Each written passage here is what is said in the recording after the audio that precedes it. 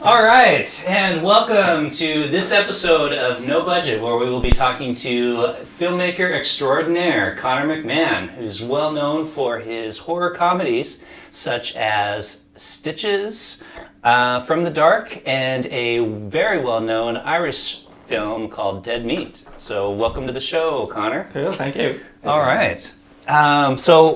Great to have you here because I think you're probably closest to you've had your films distributed. There are a couple of them are available on Netflix, so it'll be interesting to talk to you about kind of how that went about. Sure. But first, as usual, let's start off with just telling us a little bit about yourself and kind of what got you into filmmaking and. I suppose like a lot of people, we had a video camera at home, like that was bought for communions and things like that. And me and my brothers just kind of took it and made our own little. We didn't start off making horror movies. We kind of made all sorts of films, but horrors were always the ones that when we played them for our class, they always got the best reaction. And so I think we just we're trying to find more inventive ways of killing off our friends and things like that. And so that was the spark at the beginning, and then we just kept doing it, and it was so that's what started it. Did you at any point in time think to yourself, I'm going to do something else? I think on my we had a career guidance counsellor, whatever the form. I think at the time, so I must have been 16 or something. I wrote down filmmaker and astronaut. So that was just my. How old were you at that point? About 16, Okay. like that. Yeah. So I remember your the career astronaut dream guidance. hadn't been killed at 10 or 12 or something. Yeah, Still well, there. I remember the career guidance kind of just how good he was. He brought me up and he said, "There's a problem with your form here," and I was like, "What is it?" I thought he was going to give it to me, and he goes, "You spelled astronaut wrong." And so I was like, "Okay, great." You might not make it in the application process Yeah. if you can't spell it. So yeah, it was. I read from around that age, from picking up the camera. I think I really was. It was kind of magic making films. So yeah, I was pretty fixed on the idea. Yeah. Nice.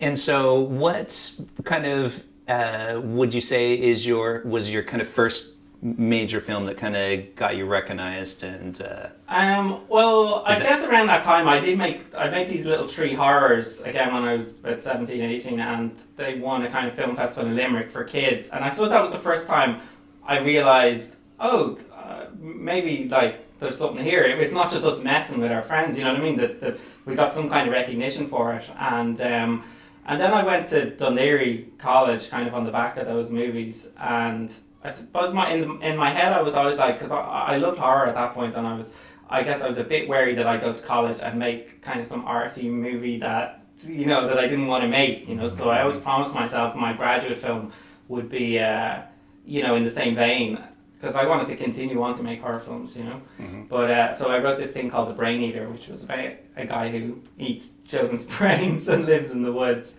But at the time, I remember the college told me, why don't, instead of a brain eater, why not have a window cleaner and make it about window cleaners on the side of a building? So I had to. That sounds exciting. That's quite a jump, isn't what it? they said was that make one of them a refugee, because what you're really saying with the brain eater is he's an outsider, he doesn't belong. Mm-hmm. And I was like. So you were getting the political correctness pushed on you at that young age already? I think sometimes you think that probably the lecturers they have their own film written that they want you to make or something. Right, so they were vicariously living their filmmaking dreams through you. I think for a lot of people in college you have to resist that, because I know a lot of people do go through college and they end up making a film and they go, that's not even the film I wanted to make, or somebody told me that wouldn't work so I did this. So I think you do have to be for me, that was the film, that short film that I made was the one, because it won a few festivals and it was the one that got me making feature films. So I think it's important that if you have this idea of where you want to go, that the films you make are sort of in line with that, because that film got me a lot of jobs, because it was sort of what I wanted to do, And that step up to features. Mm-hmm. Talk about that process, because that to a lot of people seems very daunting. Yeah, it's longer, the way I approached that at the start was okay, I can make a 10-minute film, so I kind of wrote the film like I was making 8 or 9 shorts. So I'd write it in 10-minute segments, this will be the first 10-minute scene where they have to fight in the house. And I think each segment had a death sequence in it, so that was my clothesline. So I just hang all these deaths. But I didn't know how to write at the time. I really, I look back and I'm going I should how I convinced people to let me make the film, but yeah, I think to be honest, you just have to jump in. I mean, there's a lot of stuff that, I mean, our shoot was 5 weeks, but you just have to, I mean, if you can make it short, you can make a feature, to be honest. It's nearly as much work. It's just longer, a couple of weeks longer, you know. Would that be Meat Eaters then, or? This was Dead Meat. Dead Meat, or sorry, Meat yeah. And Eaters. that's an iconic. That's an iconic Irish horror. It has kind of got that kind of culty, kind of indie Irish horror film status now. And what was that process of that film and making that? Yeah, I mean, I was surprised that like, cause at the time, like I'd be a horror fan, so I hadn't seen a zombie film in a long time, so trying to like, you could nearly just set a zombie film in Ireland and it automatically, you got a lot of humour, do you know what I mean, out of it.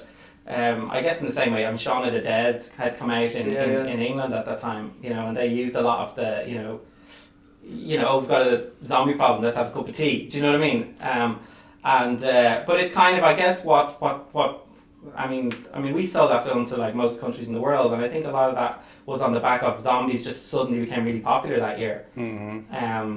But for me, yeah, I just found like, I mean, I was taking stuff like the Cuchulainn legends and the Hurley Sticks and just kind of putting it into a zombie context. And I mean, I think at the time, we were the first horror film to be funded by the Irish Film Board.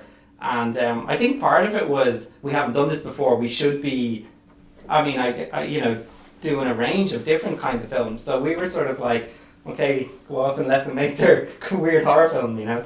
But yeah, no, it was good fun though. What was the funding process like?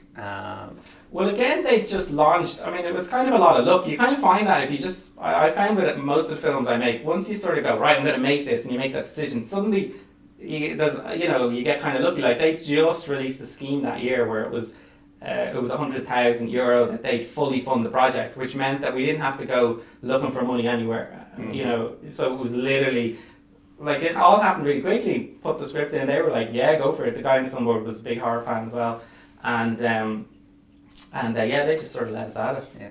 And so for anyone watching that's not in Ireland, but I guess for Irish people, the Irish Film Board, they do this. Is it every year or every 2 years? They like how? Because correct me if I'm wrong, guys, because you would probably know better than I do. But they have a system where filmmakers can submit a script, apply for funding, and then they basically kind of go through, and then they'll fund an Irish film. So it's really around just promoting Irish filmmakers. Yeah, I mean, you can put your film in at any time. There's no yearly. Oh, okay, I thought it was yearly. No, it's like every month. So it's like, or every 6 weeks. So you could put a script in this week, or, you know, and you'd go back in about 6 weeks. So it's a rolling kind of thing. But it has to be made by an Irish filmmaker, because I was talking to a friend of mine who, I want to say she was like Brazilian or Spanish or something like that, and went in and they kind of were like, no, we don't really want to deal with you. Okay, yeah, I mean, they are the film board, so it's definitely, I mean, even in terms of the projects, they have a remit to like, that it's culturally,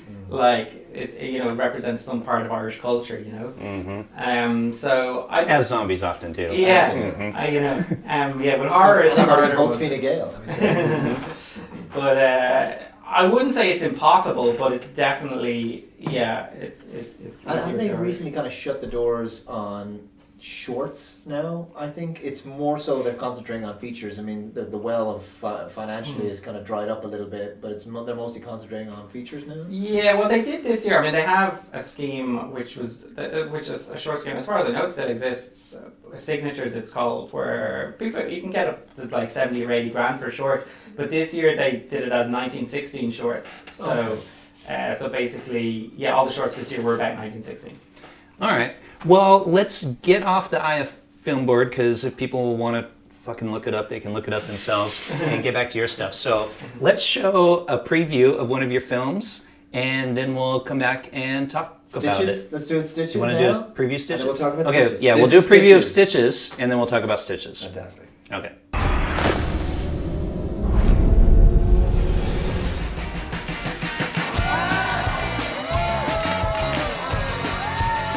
You made it. I didn't know you knew so many people. Yeah.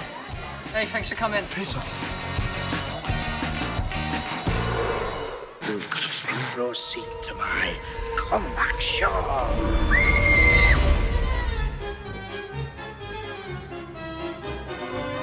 You have a hair in your throat. Okay, so that was a preview of your film Stitches, which is the first one of your films that I saw, and kind of brought me to your attention. Tell us about, talk about distribution a little bit. Sorry, I've been drinking.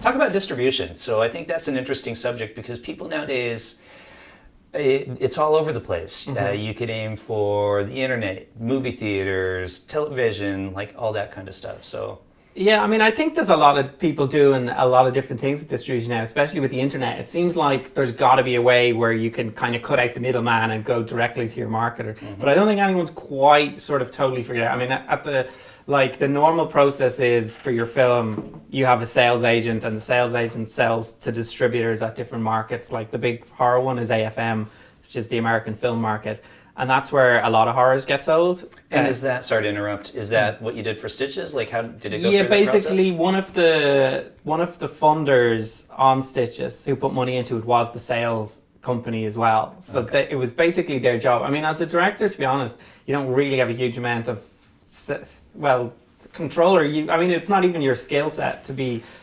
distributing your own films. Now, I know other people they use Twitter and social media, and they've got a whole they have a load of fans and they sell directly to their market, and people are starting to do that now.